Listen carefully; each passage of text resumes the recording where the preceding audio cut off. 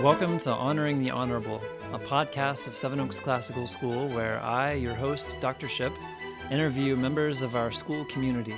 Join us as we talk about the work we do with those who do it.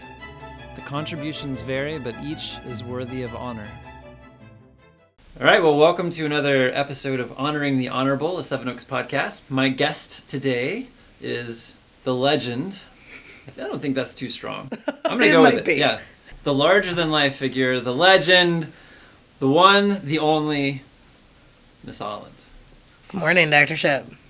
All right, so now that I've made you uncomfortable, tell us a little bit about yourself. Okay. Well, I'm originally from northern Indiana, from the Mishawaka area. I went to the Catholic University of America in Washington, D.C., and my degree is a Bachelor's of Music in Musical Theater. So after college, I went to Chicago, and I worked as an actor. As every self-respecting actor does, right? Yeah, yes. And I worked as an actor, and I also did some directing. I worked in casting, and I taught after-school programs across the city in Chicago. You did quite a bit with children's music theater, didn't you? I did, yeah. So we contracted out to a bunch of Chicago public schools, and so I taught after-school programs there, and then we also had our own in-house at the theater programs. So I ended up working full-time at the theater doing youth programs, and then as an actor, and then doing the casting. And then I came here actually for the opening year, so I'm one of the founding members of the staff. Kind of a funny story there is I came here for my interview. I rented a car that I could not afford and drove down here from Chicago and met Dr. Shipp in town in Bloomington, which was fairly strategic, I think, to bring a Chicago person first to Bloomington. And then, little did he know that I actually was going to be most excited about the drive that passed the cows, that I was actually ready to be done with the city and come back and see the cows. And then we came to the school building, and I would say that was a risky move. His office was what is now the front office. I'm pretty sure it had either like a green or a red shag carpet that was pretty rough. It was special. Yeah, this building circa 2016 was memorable. You know, there was a wall, like a half wall in the middle of the music room because it had been split into like a bunch of little cubicles for small business owners. Yeah, that's right. So actually in the beginning years, I spent at least the first half of the year as a cart teacher, pushing around my cart. So at Seven Oaks, I started as the music teacher, and I also direct our theater program, which we started in the second year. And I was a homeroom teacher, and I was the homeroom teacher for our first graduating class. And they were in need of some advice about life. And that was the year 2020, 2021. We were spending about 3/4 of the day all together in the same assigned seats in the same classroom. So we had a lot of time to really get to know each other well and kind of process what was going on in our lives. And that's when I sort of started getting more interested in that aspect of the relationship with the kids and advising them. So, now I teach music, logic and rhetoric, theater, and am spending the bulk of my time as our post-graduation counselor. First of all, to go back, yes, I absolutely invited you to meet me in downtown Bloomington first. For some reason, I had this idea that would be helpful as a point of entry. I was terrified when I brought you to the building, what you might think. Although I seem to remember you actually being excited to see the potential of what the music room could be. Yeah. Well, the theater that I worked in had also started. I was one of the founding teachers and actors of that theater company, so I was relatively used to this concept of building it from the ground up and was excited about being able to do that again. Well, I can personally attest to the fact that, from my perspective, you are one of the people who helped build the school from the ground up. We've been through a lot. You've watched a lot grow and change over time. Thankfully, we don't have the same carpet in the entrance. That's correct. So there are all kinds of signs of progress. I think your work with advising, I've described it as one of the hidden gems of Seven Oaks, and I actually want to see that gem kind of revealed and held up to the light, because I think we do something with our advising program that is unusual, and that we're actually giving something to our middle and high school students that very, very few schools give. You've already mentioned that you were the post-graduation counselor. Yeah. Tell our audience why we chose that title. Yeah, well, I think what we're looking toward is what are they going to be after they leave us here, and that there isn't necessarily a prescribed place that every student needs to go or, typical path that everyone wants to achieve. What we want for them is what kind of person are you going to be after you graduate? And then where can you achieve that kind of personhood? In what way can you serve your community and thrive as a person and be the kind of virtuous person that we've hoped to create? So for some students, that's college. We've had some students join the military. We've had some go on to trade school, some join their family business. Yeah, I think you and I very much share this vision, and it's kind of been with the school from the beginning. Like, we very carefully avoided ever describing ourselves as college prep school. Correct. Not because we don't prepare students for college. We actually do that very well. But because we don't want to create the impression that college is the only metric of success that matters. And if a kid doesn't go to college, then somehow that child has failed. Yeah, definitely. And I think sometimes it requires a lot of reminding of that yourself personally, because just like with many things with test scores and that sort of thing, the outside world is looking at your success based on those kinds of seemingly measurable statistic things. Where are they going to college? Are they going to college? What's the SAT score? All that kind of stuff. And what you've really given me the freedom to do is value success for each student individually. As have they been able to fulfill their vocation, serve their community, do the thing that they were meant to do, and that is success. Become the kind of person that they should be, and not be too concerned about those statistical attributes of what makes somebody quote unquote successful. Yeah. And because that's the mentality that I've been given the freedom to go with, then we're able to serve every student in the way that they need to be served and to measure success for each individual student. And then it really just becomes an exercise in empathy and prudence. So let's give our parents a little bit of a picture of what this looks like programmatically. Sure. So when do we start counseling students? What is that? What are some of the tools we use?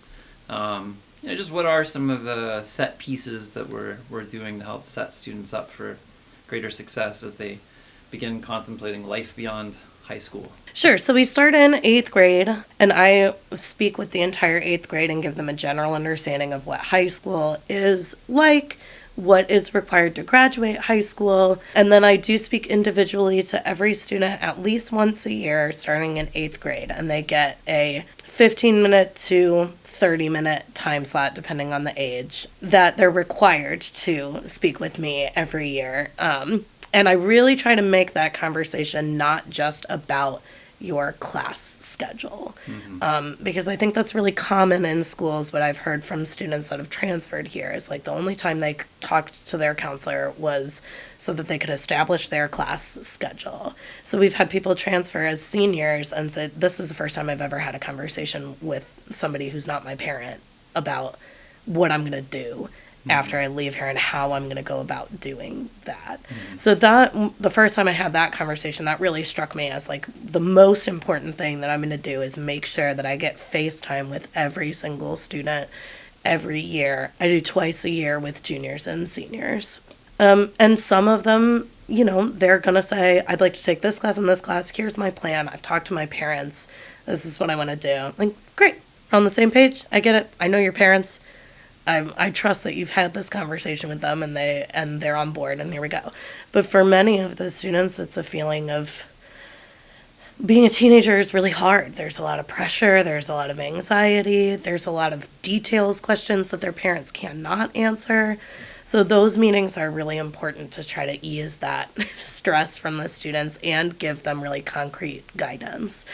So outside of those individual meetings, we have some tools that the students get to use. So I open in their sophomore year a system called U-Science, where it's a series of almost little mind games that they play that give them an understanding of their skills. It actually is a really good exercise even for adults to do because it tells you a lot about your personality strengths and where those strengths might be weaknesses and how you can overcome those weaknesses in the workplace.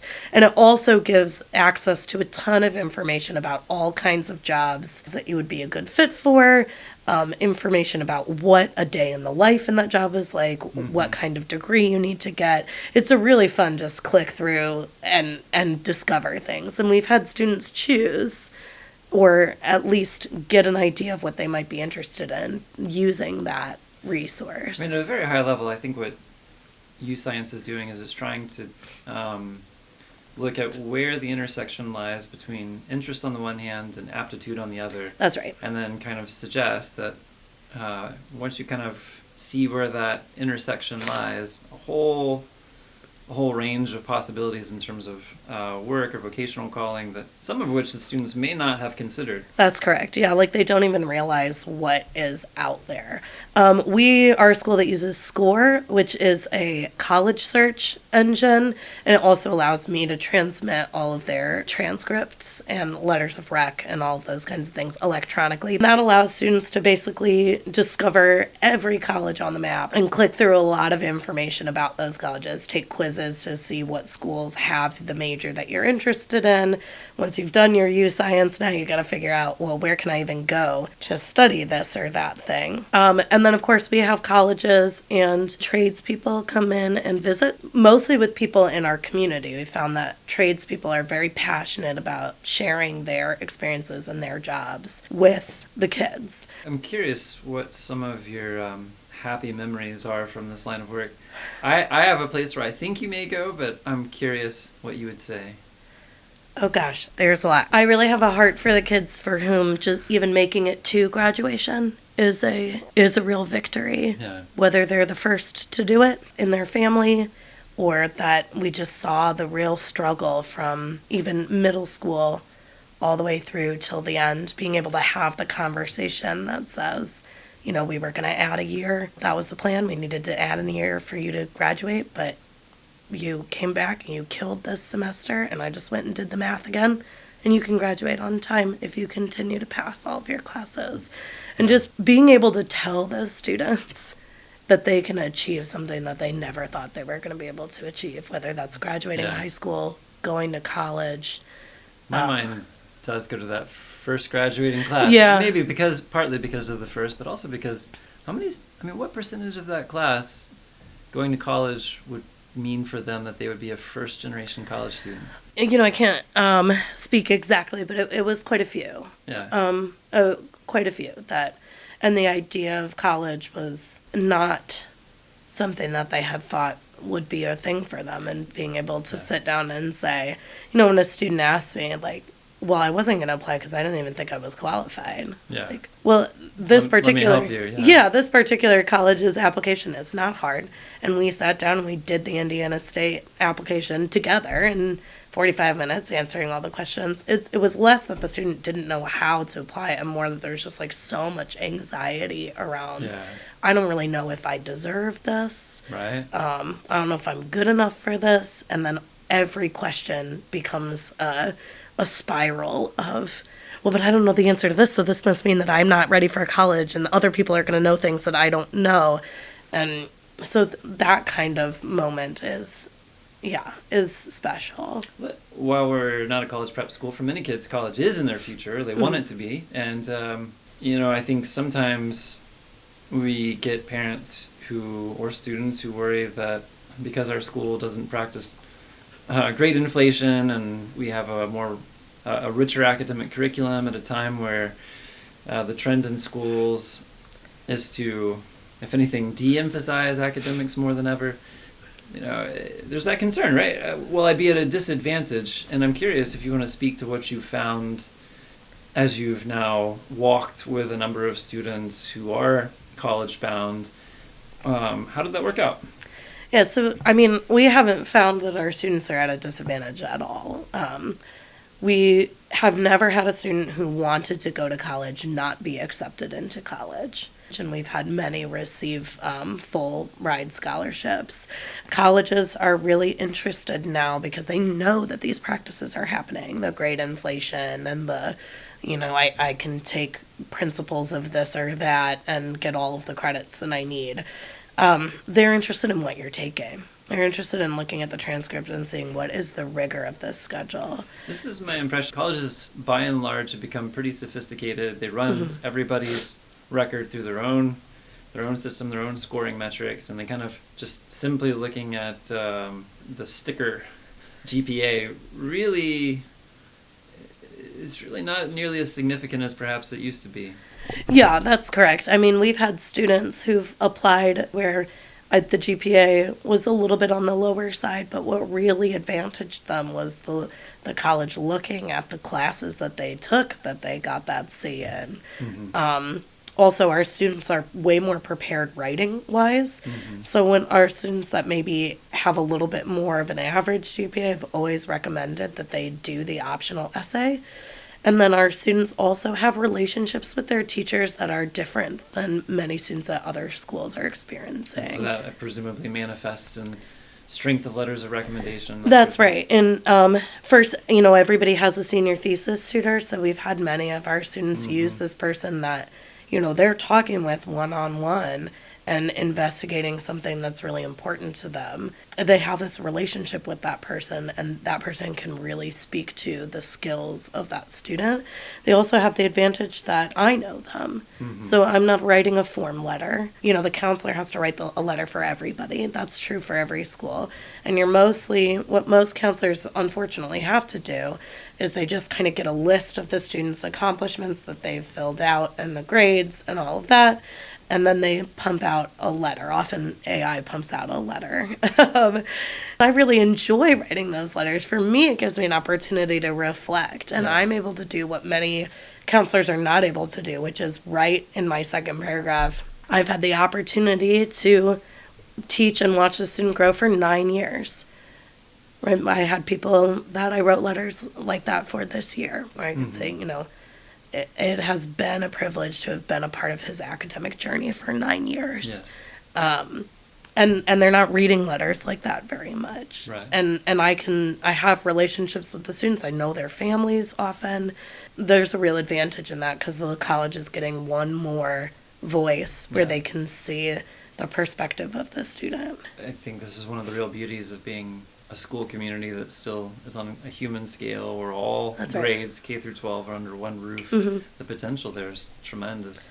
So I think sometimes it's assumed about classical schools where, all you people do is humanities. And maybe you're pretty good at that, but that's it. What range of fields have you seen graduates go into, or among this year's senior class, what range of fields are they poised to go into?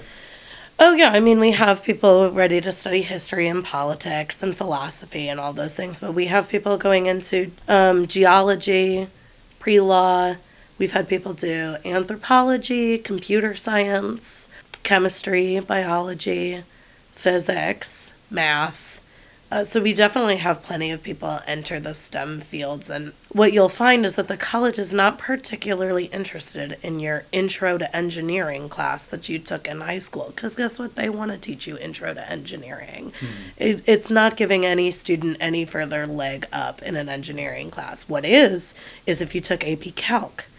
If you took 4 years of math, 4 years of science, which is what we require from everyone. Not everyone may get to AP Calc, but they're going to have taken 4 years of math and 4 years of science, which is not required at every school. So we definitely prepare students. And what I found in speaking with colleges, I'm on the Ball State Counselor Advisory Board, so we have a chance to speak with department heads and professors at Ball State and at INACAC.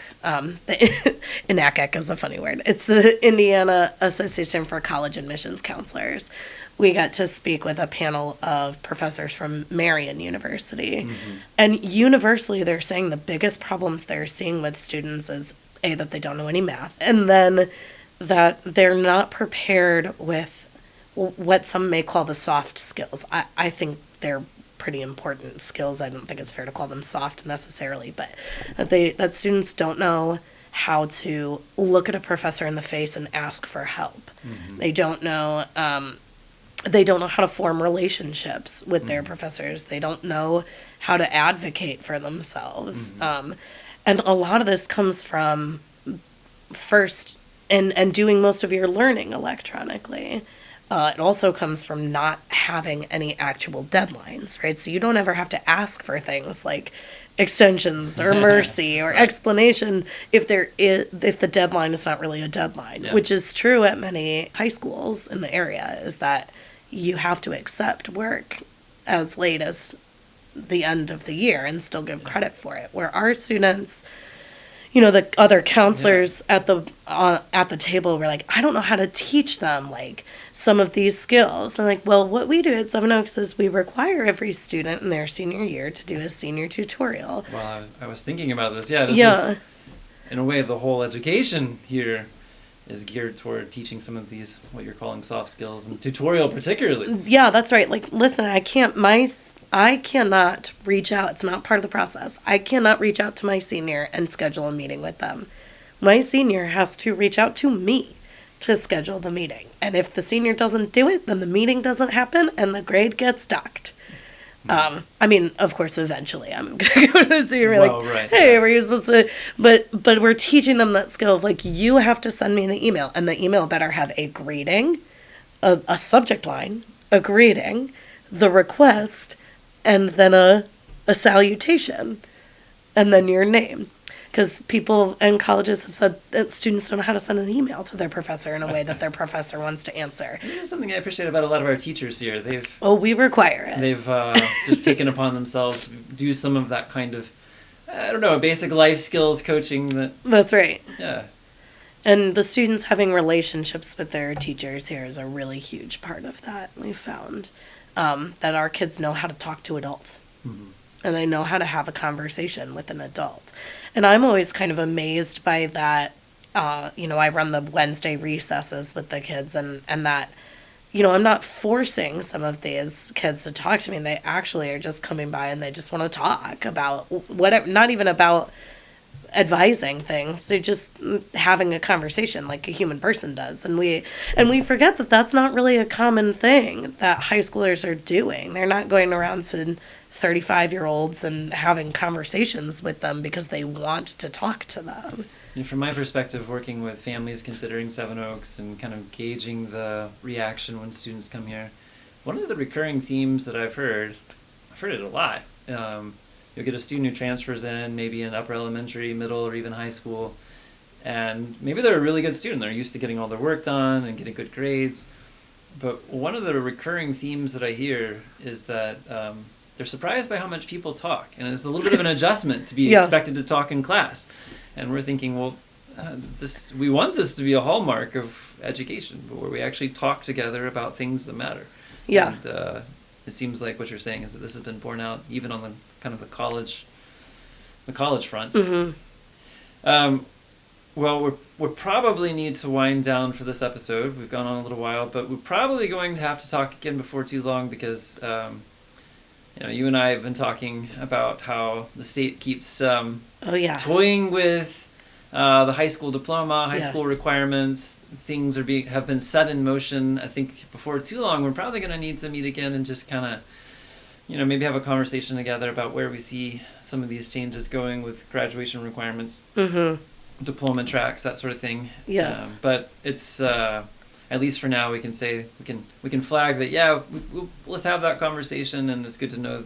I think our listeners will appreciate knowing that you're actively following it, both in your capacity as a counselor and with your participation with the committee there. Well, I'm afraid we're leaving on a cliffhanger, but alas, we must leave. We'll call it a wrap then. To our listeners, we look forward to joining you again, or you joining us. I'm not sure which way it goes. Same bat time, same bat channel. And scene. Thank you for listening to Honoring the Honorable, a Seven Oaks podcast.